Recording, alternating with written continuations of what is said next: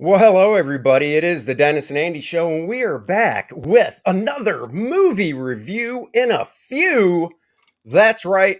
I got back from Chi-Town, Chicago. We saw a movie yesterday.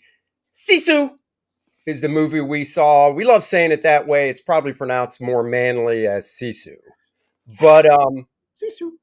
it's an hour and 31 minutes of goodness. Dennis loves the title of the movie because if you rearrange the letters, it spells his wife's name. It is. She was so excited. I mean, she has been chomping at the bit to see this movie. She couldn't wait. We were gonna see it like later, and then she's like, "Nope, gotta see it. Gotta see Dude, it." I've never seen a woman so giddy, like literally giddy over this type of movie in my life. Walking into the movie, she's like, "Oh, there's going to be so much violence and blood." Ah! And I was like, "Wow, calm down, Susie, calm down." We talked about it on the way home last night, and I'm gonna say we were pleasantly surprised. Director Jomari Hollander did a great job with this movie. The trailer looked great. I mean, that's what drew us in the first place. Trailers don't always mean anything, but we were hoping it would live up to it. But I came up with what we thought it was on the way home last night, and I think we agreed.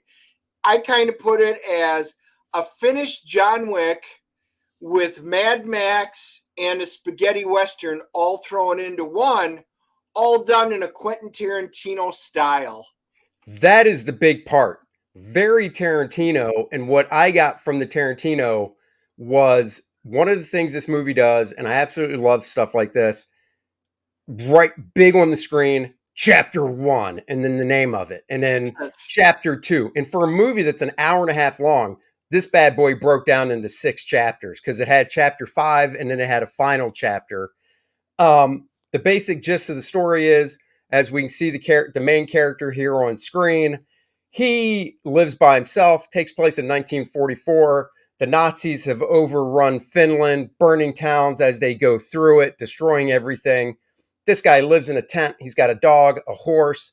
He's lost his whole family. He's panning for gold. Spoiler-free review, so we only talk about what's in the trailer. The trailer shows he finds a big chunk of gold. He just wants to be left alone so he can get on the horse and basically get to some town that's still standing and get to a bank, basically. But the Nazis have other plans. Yeah, the movie starts off, which was interesting. And if I had a little knock on the movie, it was they have this exposition at the beginning that kind of talks about what happens in World War, how they're laying waste. It's like it's scorched earth, and that they're going to do this. So they explain all of that, and yet throughout the movie, you literally see it all. They actually could have done without it. Not that I totally minded it, because at least it set it up at the beginning, but everything they mentioned was actually shown in the movie. This was at the final days of World War II, and we don't know if he was let go of the army or if he was just done. You find out his cool background later on, and he is a man of very few words, which is why it reminded me of Mad Max. Everything he does with all of this emotion is done through facial expressions, body reaction, and all of the other supplemental characters talking about the legendary man, which is a really Right. great way to do it. This guy, the nice part about this movie is the bulk of the cast are not American actors. So you're not familiar with them. So you can really be drawn into this story because you're not going, as I always like to refer, you're not seeing a Tom Cruise type going, "Oh, it's Tom Cruise." So you really are believe from the set pieces, the costume design and everything that these are real people. The special effects are fantastic. It is over the top. That is another area where the Tarantino stuff comes in. Is it is really over the top. I mean, this guy is put through the ringer, just like John Wick. Good good comparison, Dennis. Just like John Wick, to the point of going, okay, he should be dead. But they do it. They put him through the ringer and through the paces in such a way where you can just go, oh yeah, this guy's such a badass. I can see him making it through. Um, You have to suspend disbelief the moment you walk into this theater. It makes it, when they go through the exposition, you think, wow, this is going to be a very grounded, realistic movie. And you start realizing after the first 15, 20 minutes, there is no grounded. This is over the top John Wick stuff. Plus, he has an affection and affinity for the dog, which again, very John Wick like. But pictured here, this is Yorma Tomilia. He plays the main actor, Sisu, and he was phenomenal in everything that he did. My other favorite, hands down, was Axel Henny. He plays the SS officer Bruno. I swear they need to take him and make a new World War II submarine movie because he reminds me exactly of a World War II this submarine in guy, the Wolfpacks. this guy was phenomenal. He he he just brought it, you know. Now the one thing they do, and I didn't mind this, all the Germans, the Nazis, they just speak English, you know. And we Yep. know that if this was real, obviously they'd be communicating in German. But it's not. And they didn't want to do the thing where they start German with subtitles and then slide over to English, which I've seen in movies before. Or they just talk English and there's a thing saying they're actually speaking German, but go with it. You just bought it. This guy's fantastic. I believe I did look at his credits. The main actor playing Sisu, I looked at his credits. I don't think there's anything that struck me. He has been in some stuff over here, but not a lot. This guy has too. Um, they just did phenomenal jobs. So Yeah, they did. And then these are the main tank operators, the group again on the left. It's Bruno and then Wolf. Wolf was an interesting character. You know, he is the sharpshooter. These are the three guys from the tank. And then you got Shotzi, which is the tank driver on the right. All fantastic characters. They all played important roles that are in it. We start getting over the top with combat and like they start firing at Sisu, and you see from the trailer he picks up a shield kind of like Captain America or Wonder Woman and just sitting there, they're all bouncing off, he actually gets hit. It was just fantastic. And then there's smoke. Then you see in the trailer how they take a landmine and he blows a guy up, and they do very constructive uses of ways that they're going to kill off Nazis. And everybody loves dead Nazis in these kind of movies. and the other thing about this movie is the directing was very well done. There are some camera shots in this movie, stills, kind of like this one, that are really, really nice. I mean, there were just some scenes in this movie I would like to have hit pause just to look at the construction of the scene and the camera angle they chose and the lighting and stuff like that. So it was a very, very well done movie visually It too. was. And the story plots were great. Like this, he's pointing, and you remember from the video, he points and has the guys walking through the minefield, and they're like, we don't want to do this.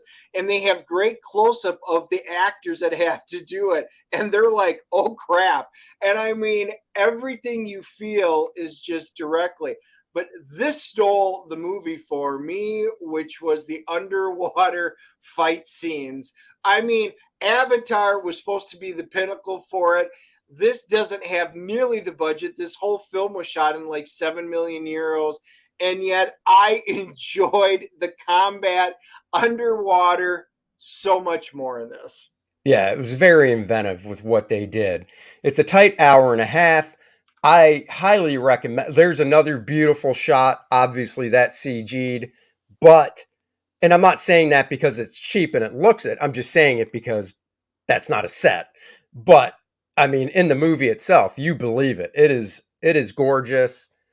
Um, The characterization is great. These ladies were obviously kidnapped by the Nazis to be used as basically toys for the Nazis, we'll go with. That scene where the women are walking with the guns that Sisu armed them with, that, and Courtney agreed, that is how you make a movie and show a scene with strong women and not Mary Sue's and stuff like Marvel Endgame, where it was so forced with the here are the hero women shot. Yep. Marvel Endgame did it bad. This movie did it right. It It did showed it strong absolutely. women that weren't backing down in the face of adversity. Very, very well done. And that main woman there uh, with the short hair was fantastic. Dennis, I don't know if you got to look her up on IMDb, but it's amazing how they can make these pretty women look just kind of trashy and ugh, because she is a very attractive actress in real life. So Nice. Well, they have a great scene at the end to close out pretty much the movie. It was great. It was well done all the way through. Like I said, you will enjoy the hell out of this movie as long as you just suspend your belief when you walk into this movie, because everything is so over the top. And there were scenes, and this is a great one to see in the theater. There are some cringy moments where they're like, oh, and everybody's wincing. And I literally saw everybody in the theater, everyone around us, in front of us, everybody winced at the same time. There were some very impactful moments in this movie. uh, there's not a lot of nudity. There's no sex. There's there's none of that. This is it's funny.